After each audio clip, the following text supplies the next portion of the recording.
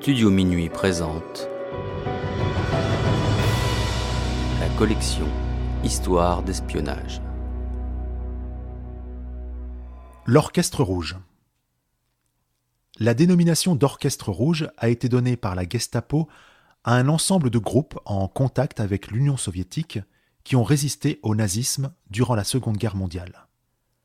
À ces groupes appartenaient des cercles allemands autour de Arro Schulze-Boysen et d'Arvid Harnack à Berlin.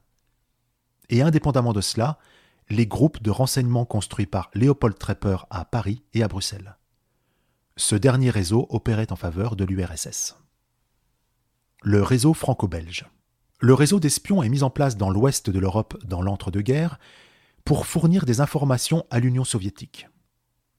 Le réseau fut créé par Léopold Trepper à l'instigation de Jan Bersin, responsable du service de renseignement de l'armée rouge, le GRU. Il sera réorienté contre le nazisme à partir du déclenchement de l'opération Barbarossa en juin 1941. Ces agents sont recrutés parmi les communistes de stricte obédience. L'Orchestre rouge était dirigé par Léopold Trepper, un juif polonais travaillant pour le GRU soviétique. L'idée de Trepper était de créer à l'étranger des résidences, sociétés commerciales qui serviront à la fois de couverture et de source de financement du réseau.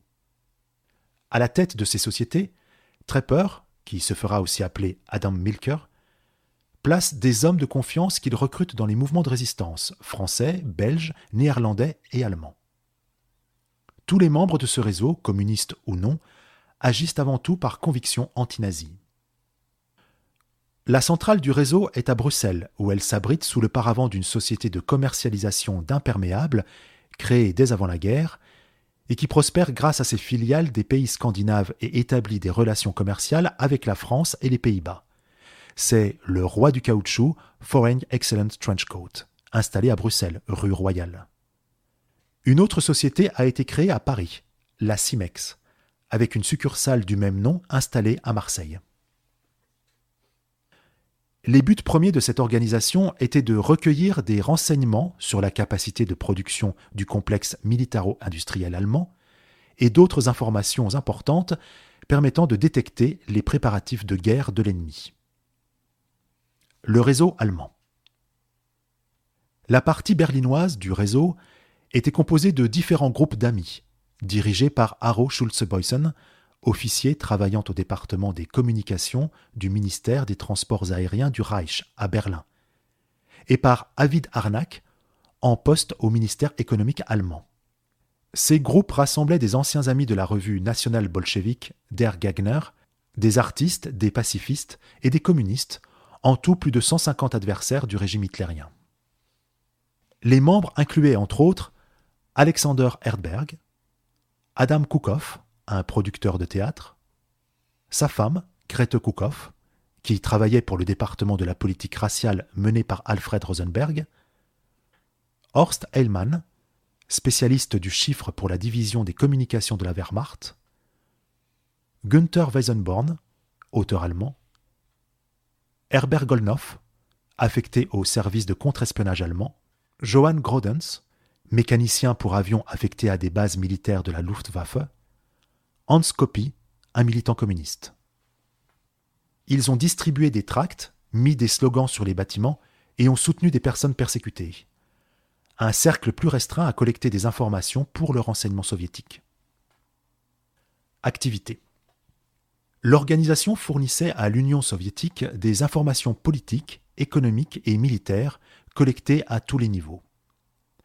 Par sa composition, l'Orchestre rouge pouvait avoir accès à des informations aussi bien auprès de soldats de retour du front pour une permission que de travailleurs dans des usines d'armement, que de hauts fonctionnaires capables de capter les rumeurs et informations courant au sein des administrations et des états-majors, ou même en accédant directement à des rapports sensibles.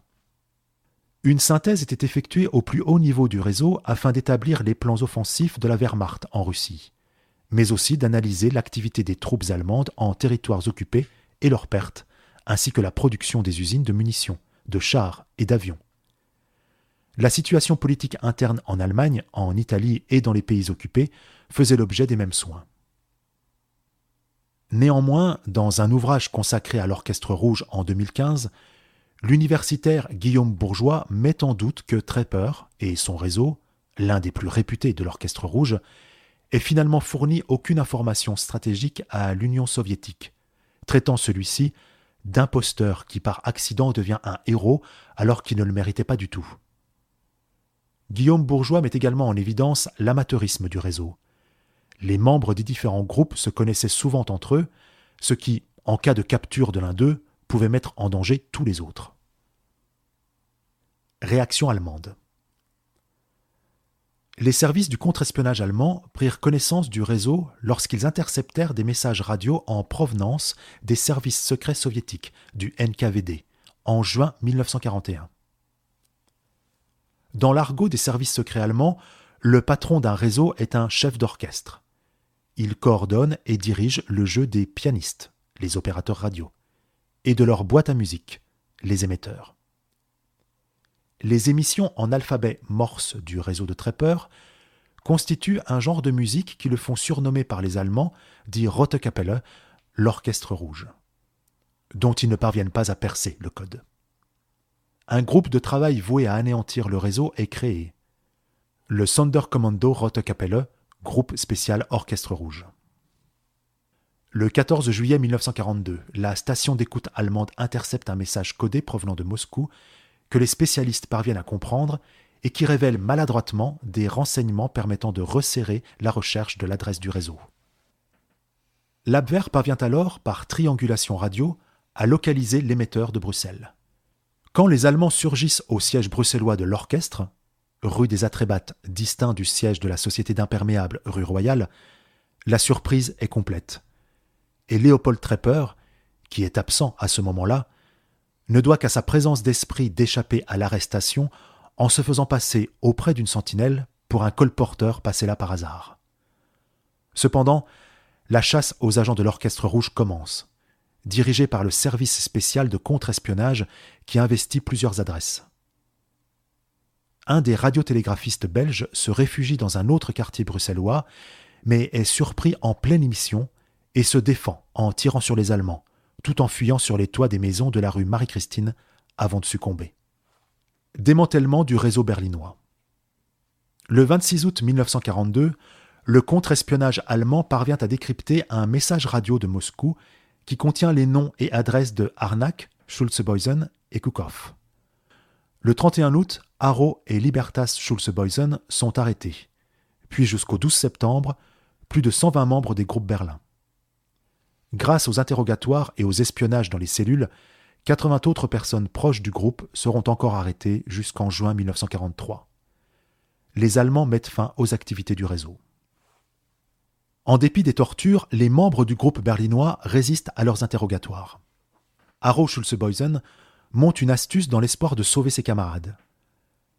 Le chef de la branche berlinoise de l'Orchestre Rouge s'était arrangé, peu avant sa capture, pour faire passer sur les ondes un télégramme concernant de prétendus documents des plus secrets placés en sécurité à l'étranger. La Gestapo, après en avoir informé Himmler et Göring, accepte de marchander avec Schulze-Boysen. Celui-ci de parler en échange de l'engagement par la Gestapo, en présence de son père, capitaine de vaisseau, de ne pas exécuter les membres du réseau avant le 31 décembre 1943, espérant la défaite de l'Allemagne avant cette date. Reniant leurs promesses, les autorités nazies ordonnent la pendaison d'une 60aine de membres de l'Orchestre Rouge, dont celle de 19 femmes. Démantèlement du réseau franco-belge. Léopold Trepper, brûlé à Bruxelles et qui s'était réfugié à Paris, y est finalement arrêté.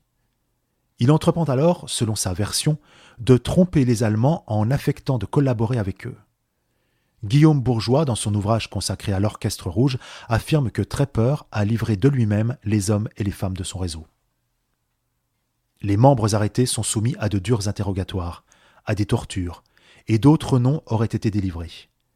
Il en résulte des arrestations, déportations ou condamnations à mort par les nazis. 27 membres du réseau sont passés par le camp de concentration du fort de Brindonk, près de Bruxelles. 24 ont été fusillés. 3 se sont suicidés, 5 ont disparu, 10 sont morts en déportation. 48 autres arrêtés en France et en Belgique sont morts pendant la guerre, 29 arrêtés ont survécu, dont Jules Jaspard, arrêté par la Gestapo à Marseille le 30 novembre 1942, après avoir été dénoncé par un certain Châtelain, ainsi qu'il le précise dans le manuscrit qu'il a rédigé, et transféré à la prison de Fresnes, puis déporté Nacht und Nebel à Mauthausen.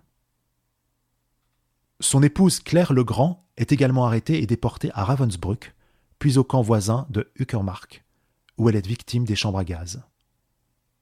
Anatoly Gourevitch est aussi arrêté, tout comme Leo Grossvogel, qui était un des principaux collaborateurs de Léopold Trepper, et qui fut arrêté par la Gestapo le 16 décembre 1942 à Bruxelles et condamné à mort par les nazis en mai 1944. D'autres agents de l'Orchestre Rouge sont exécutés à la prison de Plötzensee. La socialiste belge Suzanne Spaak, belle-sœur du ministre Paul-Henri Spaak, membre du gouvernement belge légal en exil à Londres, est arrêtée avec des membres du réseau parisien de l'Orchestre Rouge. Détenue à la prison de Fresnes, elle est fusillée par les nazis le 12 août 1944, 13 jours avant la libération de Paris. La Belge Georgie de Winter, amie de cœur de Trepper, survit à plusieurs camps de concentration et retrouve la liberté à la fin de la guerre. Mais elle ne reverra jamais Trepper. Quant à Trepper, qui avait été capturé en France le 24 novembre 1942, il devient agent double en collaborant au grand jeu initié par les Allemands, une vaste entreprise d'intoxication destinée à tromper les renseignements soviétiques. Mais selon la version qu'il présente, depuis le début de son incarcération, il a su préserver certains secrets. Devenu familier d'un responsable de la Gestapo, il profite d'un transfert en voiture à travers Paris pour solliciter de pouvoir se procurer un médicament dans une pharmacie qu'il connaît. L'officine possède 2 accès, ce qui permet à Trepper de s'échapper le plus simplement du monde. Il peut enfin informer Moscou des intentions des services secrets allemands sur la base des renseignements en partie vrais, en partie faux, qu'il a communiqués à ceux-ci. Les gérantes de la maison de repos où Trepper s'est réfugié sont arrêtées, les Allemands ayant vite trouvé la bonne piste. Mais il parvient encore à s'échapper et prend alors le maquis en France jusqu'à la libération. De retour à Moscou en janvier 1945, et malgré ses états de service, il est emprisonné sur ordre de Staline et n'est libéré et réhabilité qu'en 1954, après la mort du dictateur soviétique. Il choisit alors d'émigrer en Israël, puis s'installe à Copenhague, au Danemark. En 1975, il publie ses mémoires « Trepper, le grand jeu », mémoire du chef de l'Orchestre Rouge. Si les disparitions des réseaux franco-belges et allemands de l'organisation lui portent un coup sévère, l'une de ses ramifications installée à Genève continue ses activités jusqu'à la fin de l'année 1943, où, à son tour, elle finira localisée et dissoute. La collection Histoire d'espionnage vous a été présentée par Studio Minuit.